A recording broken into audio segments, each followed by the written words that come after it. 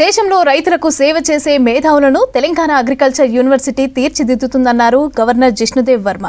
Digital technology, ఏఐని use చేస్తూ దేశంలోనే సెంటర్ ఫర్ డిజిటల్ అగ్రికల్చర్ తొలి స్థానంలో ఉందన్నారు. దేశం నుంచి $50 బిలియన్ వ్యవసాయ ఉత్పత్తులను ఎక్స్పోర్ట్ చేస్తున్నామన్నారు. రంగారెడ్డి జిల్లా రాజేంద్రనగర్లో ప్రొఫెసర్ జయశంకర్ తెలంగాణ వ్యవసాయ విశ్వవిద్యాలయంలో 55వ స్నాతకోత్సవం జరిగింది. ముఖ్య అతిథిగా గవర్నర్ జిష్ణుదేవ్ వర్మ హాజరయ్యారు. 2021-22 ఏడాది కాలంలో గ్రాడ్యుయేట్ అయిన 830 మంది విద్యార్థులకు పట్టాలను పంపిణీ చేశారు గవర్నర్. ఇక వ్యవసాయ విద్యలో ప్రతిభ కనబరిచిన 30 మందికి బంగారు పతకాలు అందజేశారు.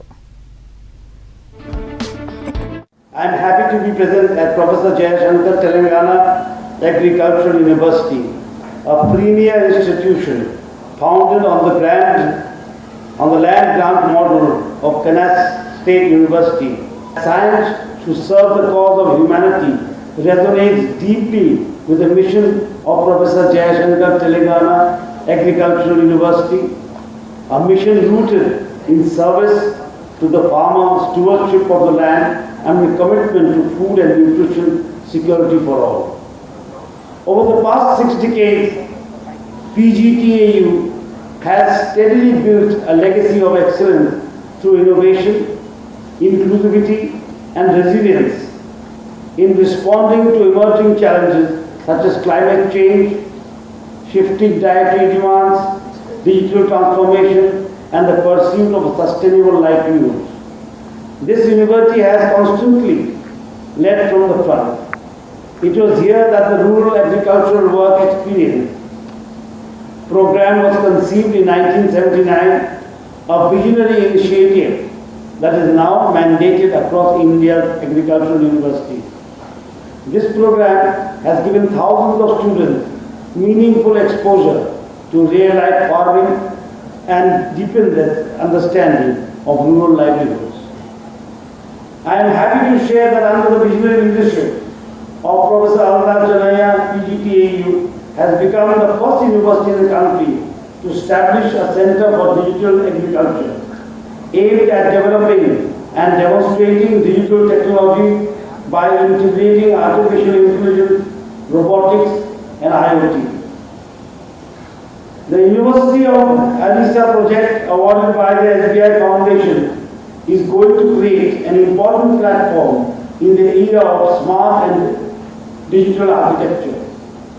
Further, I would like to mention that the incubation arm, AG Hub, has gained global recognition from the FAO for its role in nurturing agri-tech, entrepreneurship, and rural innovation. PGTAU is currently in a transformative state, striving with clear purpose to secure a position among the top 10 agricultural universities in the country. ప్రపంచంతో తెలంగాణ పోటీ పడాలనే sports policy తీసుకొచ్చామని అన్నారు CM Revanth Reddy. రాష్ట్ర క్రీడాకారులు జాతీయ, అంతర్జాతీయ స్థాయిలో పతకాలు సాధించాలని ఆకాంక్షించారు. హైదరాబాద్ హెచ్ఐసిసిలో స్పోర్ట్స్ పాలసీని ఆవిష్కరించారు సీఎం రేవంత్. ప్రభుత్వంతో ప్రముఖ స్పోర్ట్స్ అకాడమీలు ఎంఓయూ కుదుర్చుకున్నాయి. దీంతో తెలంగాణ క్రీడాకారులతో పాటు పాఠశాల స్థాయి నుంచి విద్యార్థులకు కోచింగ్ ఇవ్వనున్నారు.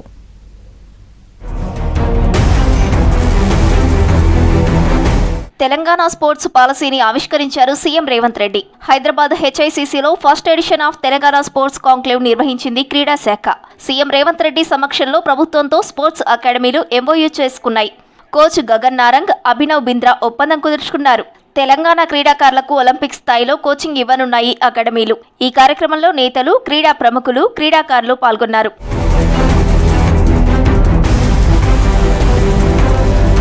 యువత పెడదారి పట్టడానికి సరైన స్పోర్ట్స్ పాలసీ లేకపోవడమే అన్నారు సీఎం రేవంత్ రెడ్డి. హైదరాబాద్ హెచ్ఐసిసిలో ఏర్పాటు చేసిన first edition of Telangana sports conclave కు హాజరయ్యారు సీఎం. తెలంగాణ నూతన స్పోర్ట్స్ పాలసీని ఆవిష్కరించారు. 140 కోట్ల జనాభాలో దేశానికి ఒక్క గోల్డ్ మెడల్ రాకపోవడం బాధాకరమని చెప్పారు. అందుకే స్పోర్ట్స్ వర్సిటీ ఏర్పాటు చేసి యువతలోని నైపుణ్యాన్ని వెలికితీస్తామన్నారు సీఎం రేవంత్ రెడ్డి. 140 కోట్ల జనాభా ఉన్న ఈ దేశం మొన్న జరిగిన ఒలింపిక్స్ లో ఒక్క గోల్డ్ మెడల్ కూడా తెచ్చుకోలేకపోవడం అంటే నిజంగా ఈ దేశానికి, మన జాతికే ఒక అవమానము అని చెప్పి నేను భావిస్తున్నా. ఒలింపిక్స్లో మొన్న జరిగిన మొదటి 20 దేశాలలో కాదు, భారతదేశం యొక్క స్థానం 71వ స్థానము ఒలింపిక్స్లో. అంటే మనందరం వేదిక మీద ఉన్న వాళ్ళే కాదు, ఇక్కడున్న క్రీడాకారులు, క్రీడా అభిమానులు అందరూ కూడా ఆలోచన చేయాలి. అందుకే సౌత్ కొరియన్ స్పోర్ట్స్ యూనివర్సిటీ నేను విజిట్ చేసిన. ఒలింపిక్స్లో 32 గోల్డ్ మెడల్స్ తీసుకొస్తే 16 gold medal only south Korean sports యూనివర్సిటీలో క్రీడాకారులు సాధించడం జరిగింది. ఆ sports university hardly the campus is only 30 acres. One of the girl I have met, she has achieved 3 gold medals in archery. రాష్ట్రానికి sports policy లేకపోవడం బాధాకరమని అన్నారు సీఎం రేవంత్ రెడ్డి. గత ప్రభుత్వంలో క్రీడలను పట్టించుకోకపోవడంతో స్టేడియాలను ఫంక్షన్ హాళ్లకు వాడుకున్నారని విమర్శించారు.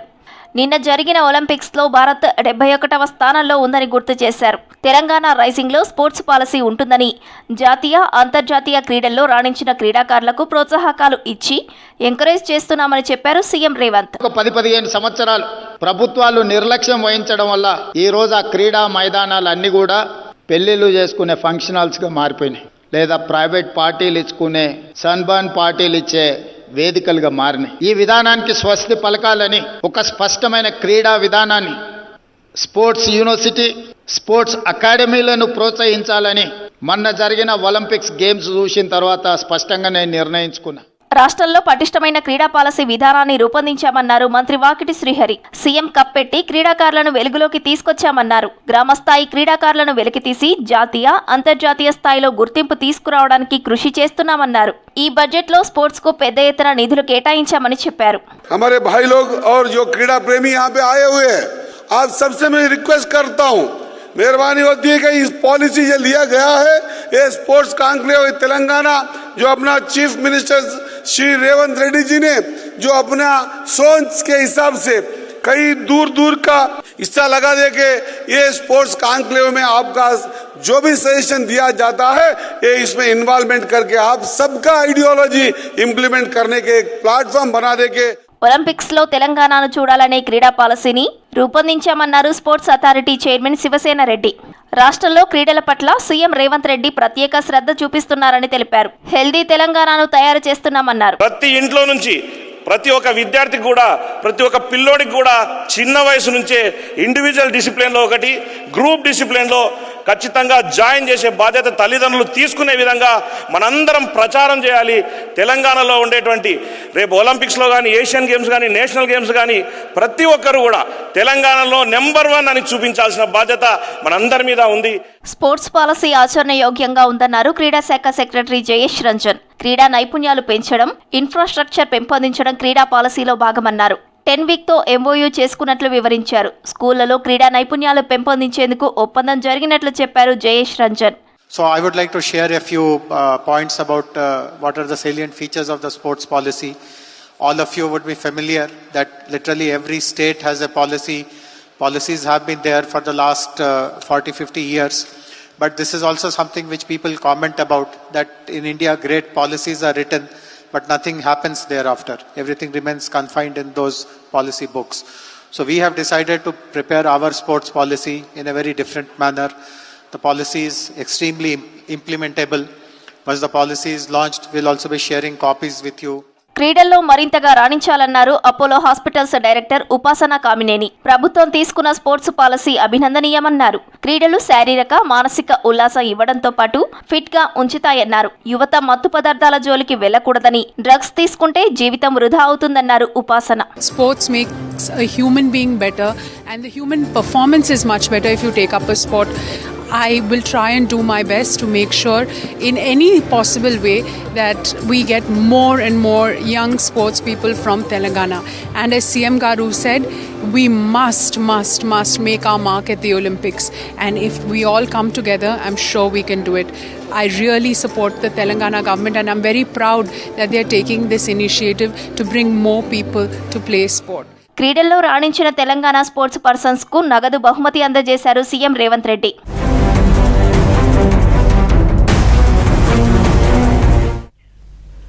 కాంగ్రెస్ పార్టీ పుట్టిందే పేదల సంక్షేమం కోసమని అన్నారు స్పీకర్ గడ్డం ప్రసాద్ కుమార్. వికారాబాద్ జిల్లా బంట్వారం, మర్పల్లి మండలాల్లో లబ్ధిదారులకు రేషన్ కార్డులను పంపిణీ చేశారు. పేద ప్రజలకు రేషన్ కార్డు అనేది ధైర్యమని చెప్పారు. సంక్షేమ పథకాలు 5 ఏళ్లు కొనసాగుతాయన్నారు. గత ప్రభుత్వంలో 10 ఏళ్లలో ఒక్క కొత్త రేషన్ కార్డు కూడా ఇవ్వలేదని విమర్శించారు. సీఎం రేవంత్ రెడ్డి సహకారంతో వికారాబాద్ అభివృద్ధికి కావాల్సిన నిధులు మంజూరు చేయిస్తానని స్పీకర్ గడ్డం ప్రసాద్ కుమార్ తెలిపారు. ఇక కొత్త రేషన్ కార్డులు రావడంతో సంతోషం వ్యక్తం చేశారు లబ్ధిదారులు.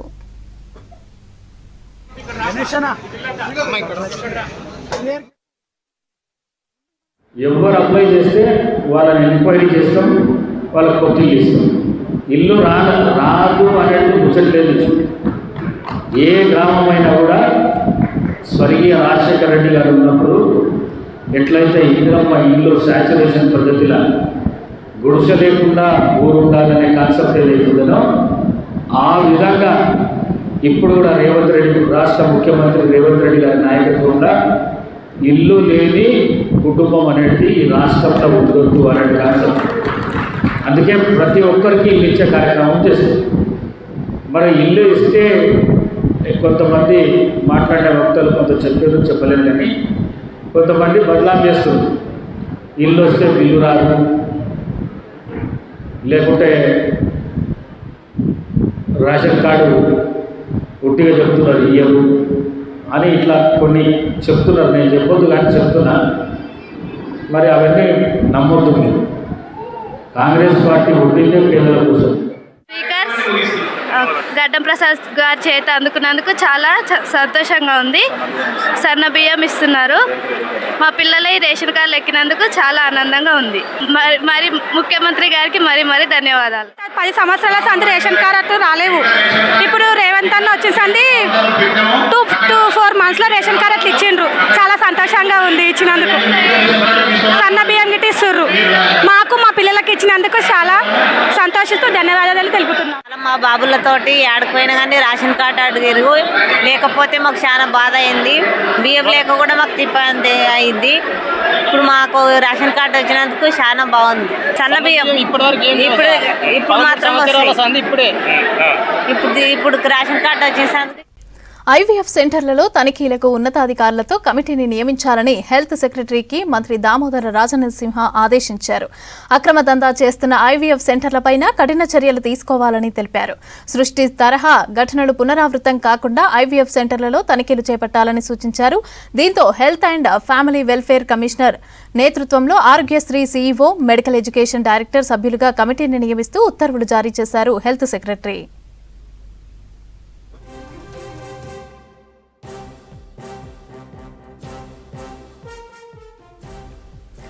ఐవీఎఫ్ సెంటర్లపై ఇదివరకు నమోదైన కేసుల వివరాలు సేకరించనుంది కమిటీ. అనుమతులు, రిజిస్ట్రేషన్ల వ్యాలిడిటీ అంశాలను పరిశీలించనున్నారు.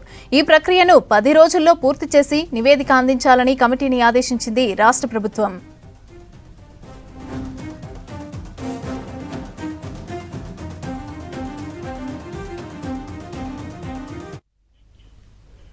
చేనేత కార్మికులు ఆత్మస్థైర్యంతో ముందుకు సాగాలని అన్నారు మంత్రి తుమ్మల నాగేశ్వరరావు. ఈ కళను ప్రపంచవ్యాప్తంగా తీసుకెళ్లేందుకు ప్రభుత్వం కృషి చేస్తోందన్నారు.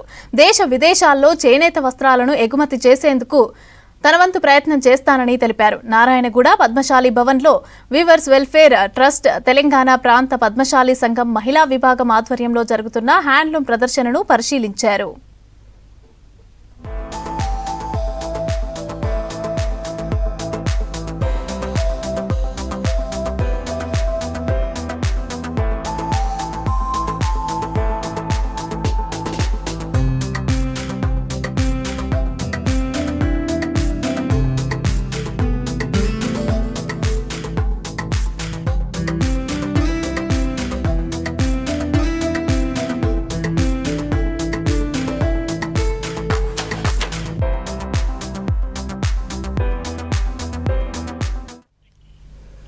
ఫ్రీ బస్ జర్నీ నుంచి రేషన్ కార్డుల వరకు ఇచ్చిన హామీలన్నింటినీ నిలబెట్టుకుంటున్నామని అన్నారు పీసీసీ చీఫ్ మహేష్ కుమార్ గౌడ్. రేవంత్ సర్కార్ మాట ఇస్తే తప్పదన్నారు. అధికారం పోవటంతో కేసీఆర్కు నిద్రలేదని, కేటీఆర్కు పిచ్చెక్కిందని విమర్శించారు. ఇక కులగణన దేశంలో రోల్ మోడల్గా నిలిచిందన్నారు కాంగ్రెస్ ఇన్ఛార్జ్ మీనాక్షి నటరాజన్. తెలంగాణ మోడల్ అంటే జాతిని ఒకటి చేయటం అని తెలిపారు. ఇక బీఆర్ఎస్ బీజేపీ విభజన రాజకీయాలు చేస్తున్నాయని మంత్రి సీతక్క తెలిపారు. నిజామాబాద్ జిల్లా ఆర్మూర్లో జనహితం పాదయాత్రలో పాల్గొన్నారు నేతలు. సంక్షేమం కొనసాగాలంటే ప్రజలు కాంగ్రెస్ను ఆదరించాలని కోరారు.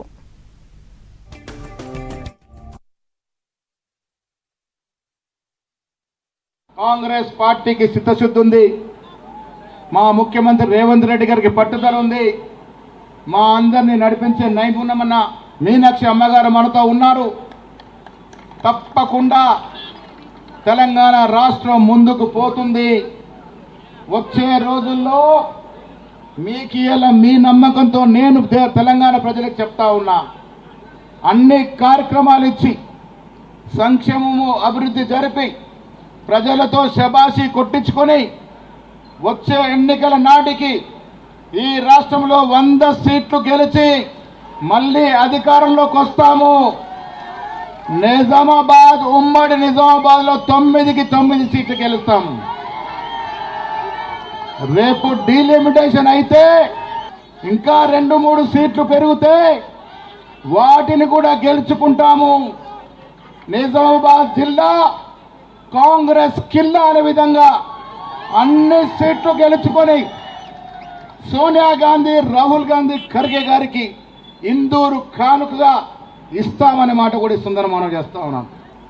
ఈ పాదయాత్ర ఎవరికో వ్యతిరేకమని గుంటనకల్లా కూర్చున్నారు. మేమేదో కొట్లాడుకుంటాము ఇంకేదో అవుతుందని. పిచ్చి సోదరులారా, ముఖ్యమంత్రి నేను అన్నదమ్ముల కన్నా ఎక్కువ. ఈ అన్నదమ్ములు ఎప్పుడు విరిపోరు. కాంగ్రెస్ కుటుంబం, ముఖ్యమంత్రి గారు, మంత్రివర్గ సభ్యులు, ఉప ముఖ్యమంత్రి గారు, నేను అంతా కూడా కుటుంబంలా ఉన్నాము. సోదరి మన మా కుటుంబాన్ని చల్లగా చూస్తుంది. अभी पूरे देश में जहां भी राहुल जी जाते हैं वो तेलंगाना मॉडल की बात करते हैं. वो मध्य प्रदेश भी आए तो उन्होंने हम सबके सामने तेलंगाना मॉडल की बात की. तो तेलंगाना मॉडल क्या है? तेलंगाना मॉडल है लोकतंत्र को और मजबूत करना. वो जो 2500-3000 साल से सबसे अंतिम पंक्ति में खड़े थे उनको आगे बढ़ने का मौका देना तेलंगाना में एक बड़ी बात है. हमारे मुख्यमंत्री जी हाशिए पर खड़े समाज से नहीं आते, वो स्वयं रेड्डी हैं, लेकिन उन्होंने आगे बढ़कर बैकवर्ड के लिए, शेड्यूल कास्ट के लिए, शेड्यूल ट्राइब के लिए, सभी समाजों को आगे लेकर जाने के लिए ये कदम उठाया और ये बहुत बड़ा कदम है. हमको सबको सावधान होना चाहिए कि आज देश में 2 मॉडल चल रहे हैं. एक मॉडल है जोड़ने का, प्यार का मॉडल, और दूसरा मॉडल है तोड़ने का, नफरत का मॉडल, जिसमें कि आपको और हमको वोट डालने का अधिकार भी नहीं रह जाएगा, गरीबों को वोट डालने का अधिकार नहीं रह जाएगा. और उससे अगर लड़ना है तो तेलंगाना जैसे राज्य में हमको सामाजिक न्याय की नई इबारत खड़ी करनी है. कांग्रेस అంటే కడుపు నిండా అన్నం పెట్టే పార్టీ. కాంగ్రెస్ అంటే ఉండడానికి నీడనిచ్చే ఇందిరమ్మ ఇల్లులిచ్చే పార్టీ. కాంగ్రెస్ అంటే పేదోళ్లకు భూములు వంచే పార్టీ. కాంగ్రెస్ అంటే యువతకు ఉద్యోగాలు, ఉపాధినిచ్చే పార్టీ. కాంగ్రెస్ అంటే అభివృద్ధి చేసే పార్టీ. కాంగ్రెస్ అంటే ఈ రోజు ఇక్కడ కట్టినటువంటి ఎస్ఆర్ఎస్పీని చూస్తే, మరి ఎస్ఆర్ఎస్పీ ప్రాజెక్టు చూస్తే, మరి రాష్ట్రంలో నీళ్లకు, సాగునీటికి ప్రాధాన్యతనిచ్చే పార్టీ. కాబట్టి ఈరోజు మీకు తెలుసు బీజేపీ, బీఆర్ఎస్ కుల మతాల డివిజన్ తీసుకొచ్చుడు, విభజించుడు తప్ప ఏమి చేయలేదు. ఈ రోజు కాంగ్రెస్ పార్టీ మరి 42% బీసీలకు రిజర్వేషన్లు కావాలి, ఉద్యోగాలలో కానీ, ఉపాధిలో కానీ, రాజకీయంలో కానీ అని బిల్లు పెడితే అక్కడ బీజేపీ తొక్కిపడుతుంది, ఇక్కడ బీఆర్ఎస్ వ్యతిరేకిస్తుంది.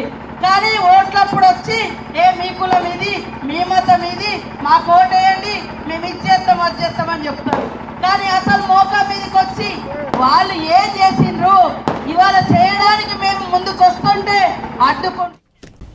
సిటీలో డ్రాట్ బీర్ మరింతగా అందుబాటులోకి రానుంది. డ్రాట్ బీర్ రెస్టారెంట్లకు త్వరలోనే నోటిఫికేషన్ జారీ చేయనుంది ఎక్సైజ్ శాఖ.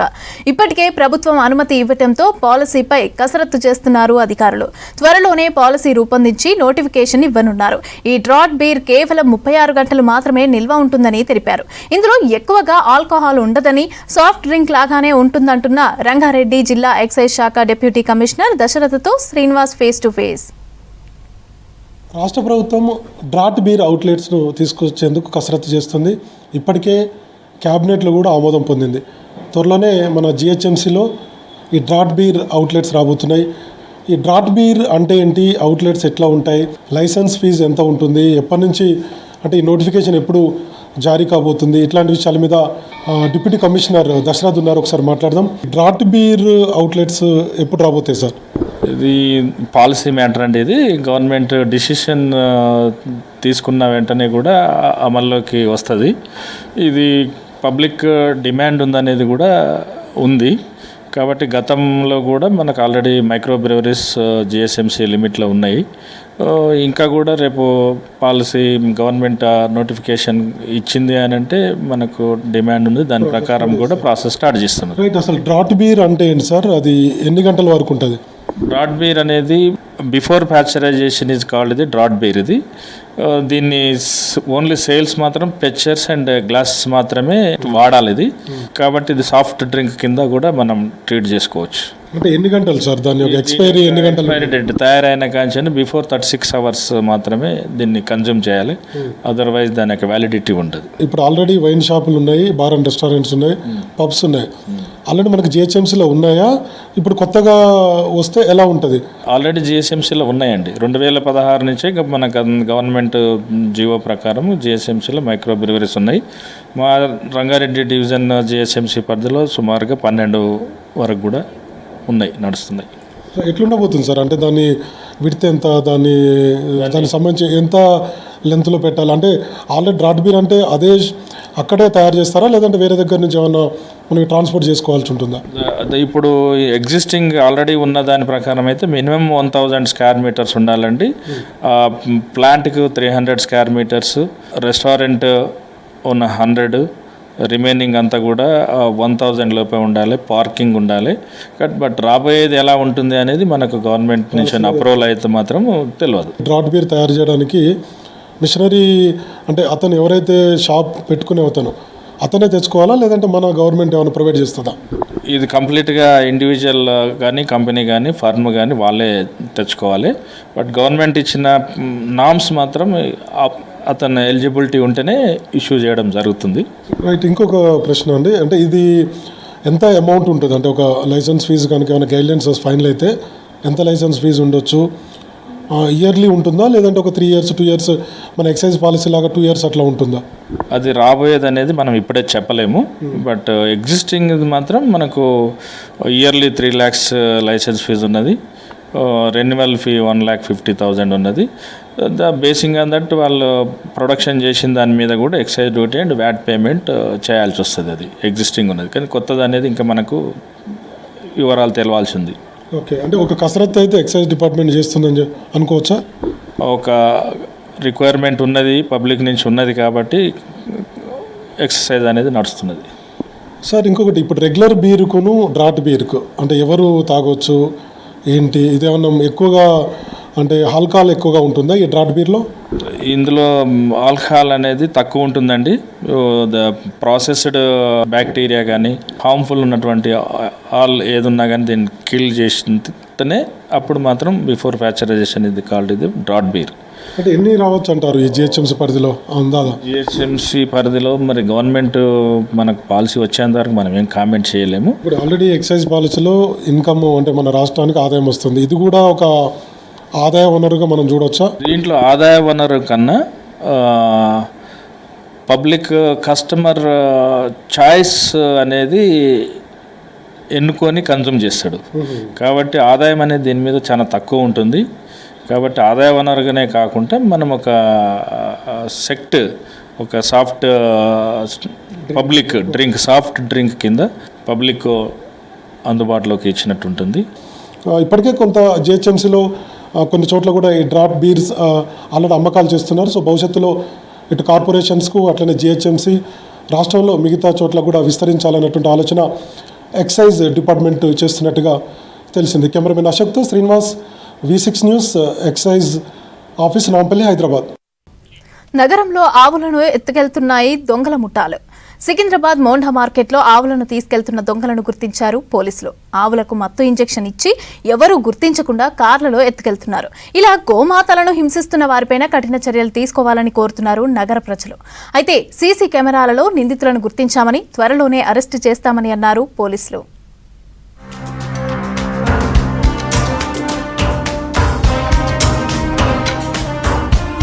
సికింద్రాబాద్ మోండా మార్కెట్లో ఆవులకు మత్తు ఇంజెక్షన్ ఇచ్చి అపహరించింది ఓ దొంగల ముఠ. ఖరీదైన కార్లలో వచ్చి ఆవులను తీసుకుని పరారయ్యారు దొంగలు. ఆవులను హింసిస్తూ ఇన్నోవా, ఎర్టిగా కార్లలో తీసుకువెళ్లారు. 2 చోట్ల ఈ ఘటనలు జరగడంతో పోలీసులకు ఫిర్యాదు చేశారు స్థానికులు. ఆవులను ఎత్తుకెళ్తున్న దృశ్యాలు సీసీ కెమెరాల్లో రికార్డయ్యాయి. గతంలో మారేడుపల్లి, ఇప్పుడు మార్కెట్ పిఎస్లో కేసు నమోదైంది.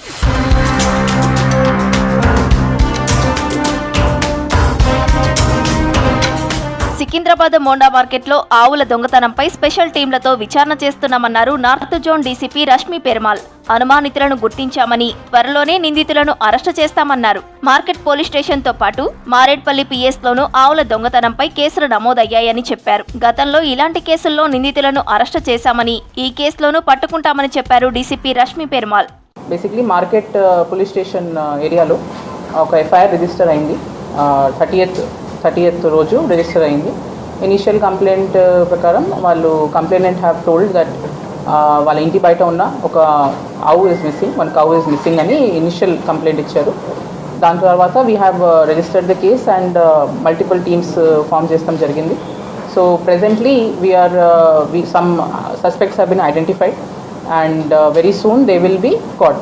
So cases have been registered and accused have been identified and we are in the process of apprehending them. North zone పరిధిలో వందలాది సంఖ్యలో ఆవుల దొంగతనం ఘటనలు జరిగాయన్నారు అడిషనల్ డీసీపీ శ్రీనివాసరావు. గతేడాది నవంబర్లో ఓ గ్యాంగ్ పశువుల చోరీలకు పాల్పడిందన్నారు. ఆయూబ్ అనే వ్యక్తి గ్యాంగ్ను నడిపేవాడని తెలిపారు. ఆయూబ్ గ్యాంగ్ ట్రై కమిషనరేట్ పరిధిలో 100 వరకు దొంగతనాలకు పాల్పడిందన్నారు. ఈ ముఠాలో ఇప్పటివరకు 18 మందిని అరెస్టు చేశామన్నారు. మోండా మార్కెట్లో జరిగిన చోరీ ఆయూబ్ గ్యాంగ్ చేసిందని అనుకోవటం లేదన్నారు. ఈ కేసులో త్వరలోనే నిందితులను అరెస్టు చేస్తామన్నారు అడిషనల్ డీసీపీ శ్రీనివాసరావు. నవంబర్ 2024లో ఒక గ్యాంగ్, ఇటువంటి సిమిలర్ గ్యాంగ్, ఒక ఆయుబ్ అని అతను ఆర్గనైజ్ చేసేవాడు ఒక పెద్ద గ్యాంగ్ని. వాళ్ళు ట్రై కమిషనరేట్స్, తర్వాత సిద్దిపేట, మహబూబ్ నగర్, గోల్డ్మలం, మహబూబ్ నగర్ అన్ని చోట్ల కూడా వీళ్ళు దాదాపుగా ఒక 100 వరకు అఫెన్సెస్ చేశారు వీళ్ళు. ఆ గ్యాంగ్ని ఇదే మనకు ఐడెంటిఫై చేసి వాళ్ళందరినీ కూడా 18 మందిని మనము రిమాండ్ చేయడం జరిగింది. సో ఈ గ్యాంగ్ ఇది పాత గ్యాంగ్కు సంబంధం ఉన్నట్టుగా అనిపించట్లేదు. సో ఈ గ్యాంగ్ని మేము almost we're very near to reach them. So మా మేడం గారు, మీ టీమ్స్ అన్ని కూడా మేము వర్కౌట్ చేస్తున్నాము. ఆవుల దొంగతనాలకు పాల్పడితే కఠిన చర్యలు తీసుకుంటామని హెచ్చరించారు పోలీసులు. ఆవుల అక్రమ రవాణాలో నిందితులను గుర్తించామని, త్వరలోనే అరెస్టు చేస్తామన్నారు.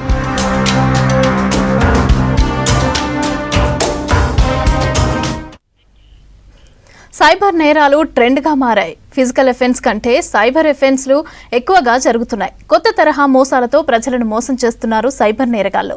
ఆన్లైన్ ఇన్వెస్ట్మెంట్, ట్రేడింగ్, అదేవిధంగా డిజిటల్ అరెస్ట్, ఓటీపీ ఫ్రాడ్ చేస్తూనే ఉన్నారు. ఇక ప్రజల సొమ్మును కొల్లగొడుతున్నారు సైబర్ నేరగాళ్లు. స్టాక్ ట్రేడింగ్ ఫ్రాడ్తో పాటుగా వ్యాపార అవకాశాలని కూడా మోసం చేసిన 2 సైబర్ కేసులను ఛేదించారు సైబర్ క్రైమ్ పోలీసులు. స్టాక్ ట్రేడింగ్లో పెట్టుబడులు పెడితే భారీ లాభాలు వస్తాయని ఆశ చూపి మోసం చేశారు నేరగాళ్లు. బాధితుడికి కాల్ చేసి ఐటీ ఉద్యోగినిగా పరిచయం చేసుకుంది ఓ మహిళ. రోజు ఫోన్ మాట్లాడడంతో పాటు వాట్సాప్ చాటింగ్ చేసుకునేవారు. ఆ మహిళపై బాధితుడికి నమ్మకం కుదిరేలా చేశారు సైబర్ నేరగాళ్లు. స్టాక్ ట్రేడింగ్లో లాభాలు వస్తాయని నమ్మించడంతో ₹170,000 ఆ మహిళ ఖాతాకు బదిలీ చేశాడు బాధితుడు. ఆ తర్వాత స్టాక్ ట్రేడింగ్ వెబ్సైట్లోని అతని అకౌంట్లో $20,000 ఉన్నట్లు చూపించారు. కానీ అవి విత్డ్రా అవ్వాలంటే ప్రాసెస్ ఉంటుందని $7,27,000 రాబట్టారు. లాభాలు రాకపోవడంతో మోసపోయానని గ్రహించి సైబర్ క్రైమ్ పోలీసులకు ఫిర్యాదు చేశాడు బాధితుడు. ఈ కంప్లైనెంట్కి కాంటాక్ట్ చేసి పరిచయం పెంచుకొని ఒక రిప్యూటెడ్ మల్టీనేషనల్ ఐటీ కంపెనీ పేరు చెప్పి ఆ కంపెనీలో ఎంప్లాయీ అని చెప్పుకుందామే. చెప్పిన తర్వాత ఇద్దరి మధ్యన కంప్లైనెంట్కి ఆమెకి పరిచయం పెరిగిన తర్వాత నెక్స్ట్ వాట్సాప్ కమ్యూనికేషన్ మొదలు పెట్టడం జరిగింది. స్టాక్ ట్రేడింగ్లో మీరు ఇన్వెస్ట్మెంట్ చేస్తే మంచి రిటర్న్స్ వస్తాయి మీకు అని చెప్తే అతను ముందుగా 1,70,000 రూపాయలు చెప్పిన అకౌంట్కి ట్రాన్స్ఫర్ చేయడం జరిగింది. Found to be is credit అన్నట్టు అతని సంపాదన ఇన్వెస్ట్మెంట్ చేసిన తర్వాత. కానీ ఆ డబ్బులు విత్డ్రా చేసుకోవాలంటే అతనికి విత్డ్రా కావడానికి అవకాశం లేకుండా ఉంది. ఒక 7.5 lakhs అతను డిపాజిట్ చేసిన తెలిసిపోయింది. తర్వాత ఇతనికి రియలైజేషన్ ఏమొచ్చిందంటే డబ్బులు ఎప్పుడైతే విత్డ్రా చేసుకోవడం ఫెసిలిటీ చేయట్లేదో అప్పుడు ఈ realise that it is a fraud. మరో కేసులో నిజామాబాద్కు చెందిన సంతోష్ కుమార్ గతంలో ఎయిర్పోర్ట్లో పనిచేశాడు. ఆ తర్వాత జాబ్ మానేసి కన్సల్టెన్సీ స్టార్ట్ చేశాడు. దుబాయ్, సింగపూర్లో కాంట్రాక్టర్తో పరిచయాలు పెంచుకున్నాడు. ఉద్యోగ అవకాశాల పేరుతో యువతను కమిషన్ తీసుకుని పంపించాడు. చైనాకు చెందిన కాల్ సెంటర్ సూపర్వైజర్తో పరిచయం ఏర్పడింది. దీంతో సాధారణ ప్రజల అకౌంట్లు సైబర్ నేరగాళ్లకు సమకూర్చాడు. ఉద్యోగాల పేరుతో అతని గ్రామానికి చెందిన యువకుల్ని కూడా కమిషన్ తీసుకుని కాంబోడియాకు పంపించాడు. అక్కడికి వెళ్లిన వారు సైబర్ క్రైమ్ కాల్ సెంటర్లో బందీలుగా మారిపోయారు. ఈ కేసులో డెబిట్ కార్డులు, పాస్బుక్లు, cheque books, laptop, cell phone స్వాధీనం చేసుకున్నారు పోలీసులు. చిక్కాల సంతోష్ కుమార్ అనే వ్యక్తిని, ఇతను నిజామాబాద్ వాసి, కాకపోతే హైదరాబాద్లో సెటిల్ అయి ఉన్నారు గత కొన్ని సంవత్సరాలు ఉంటూ. ఇతను ఏంటంటే బేసిక్గా హైదరాబాద్ ఎయిర్పోర్ట్లో గ్రౌండ్ ఇన్ఛార్జ్గా, గ్రౌండ్ క్యాప్టెన్గా పనిచేశారు. ఇండిగో నుంచి కూడా బయటకు వచ్చి ఒక వీసా కన్సల్టెన్సీ ఫామ్ పెట్టి ఈ అన్ఎంప్లాయిడ్ యూత్ని విదేశాలకు పంపించడం, దుబాయ్, తర్వాత సౌత్ ఈస్ట్ ఏషియన్ కంట్రీస్కి, కొన్ని కంట్రీస్ పంపించడం మొదలుపెట్టారు. మీరు కనుక ఈ ఎంప్లాయ్మెంట్కి కాంబోడియాలో చాలా మంచి ఆపర్చునిటీస్ ఉన్నాయి, అక్కడ చాలా మంచి ఉద్యోగాలు వస్తాయి మన ఇక్కడ యూత్కి అని అంటే అతను కొంతమంది వ్యక్తుల్ని కాంబోడియాకి పంపించారు. వాళ్ళు ఇంటర్వ్యూస్ పెట్టి జూమ్ కాన్ఫరెన్స్ పెట్టి కొంతమంది సెలెక్ట్ చేసుకున్నారు. వాళ్ళు కాంబోడియా వెళ్ళారు. అంటే అక్కడ ఈ కాల్ సెంటర్స్, ఈ సైబర్ ఫ్రాడ్స్టర్స్ అంతా ఒక పెద్ద బిల్డింగ్లో, మల్టీ స్టోరీ బిల్డింగ్లో ఉంచి అందులో ఇలా ఎవ్రీథింగ్, వాళ్ళ పర్సనల్ ఇన్ఫర్మేషన్, వాళ్ళ ఫైనాన్షియల్ కంట్రోల్ మొత్తం వాళ్ళ దగ్గర ఉండిపోతుంది అన్నట్టు. బిజినెస్ ఆపర్చునిటీ స్కామ్లో ఢిల్లీకి చెందిన వ్యక్తిని అరెస్ట్ చేశారు సైబర్ క్రైమ్ పోలీసులు. ACES ట్రేడింగ్ అనే బోగస్ కంపెనీతో బాధితుడి నుంచి 1,11,00,000 రూపాయలను బదిలీ చేయించుకున్నారు. చివరికి లేని కంపెనీని ఉన్నట్లు చూపించి మోసం చేశారని గ్రహించి ఆ వ్యాపారి పోలీసులకు ఫిర్యాదు చేశాడు. కేసులో సరాజ్ సింగ్లాను అరెస్ట్ చేయగా పరారీలో ఉన్న ఇద్దరి కోసం గాలిస్తున్నారు పోలీసులు. రోజుకో కొత్త తరహా మోసం చేస్తున్నారు సైబర్ నేరగాళ్లు. ఈజీగా డబ్బులు వస్తాయని ఆశపడి సైబర్ నేరగాళ్ల ఉచ్చులో పడొద్దని, అప్రమత్తంగా ఉండాలని సూచిస్తున్నారు పోలీసులు. Hyderabad బేగంపేటలోని Gitanjali school alumni association ఆధ్వర్యంలో ఫండ్ రైజింగ్ కార్యక్రమం నిర్వహించారు. ఆడపిల్లల చదువు, ఉపాధ్యాయుల సంక్షేమం కోసం నిధులను సేకరించారు. నగరంలో అతి తక్కువ ఫీజుతో 40 ఏళ్లుగా ఉత్తమ విద్య అందిస్తున్న గీతాంజలి పాఠశాల సేవలను అభినందించారు. ఈ కార్యక్రమంలో 600 మందికి పైగా పూర్వ విద్యార్థులు పాల్గొన్నారు.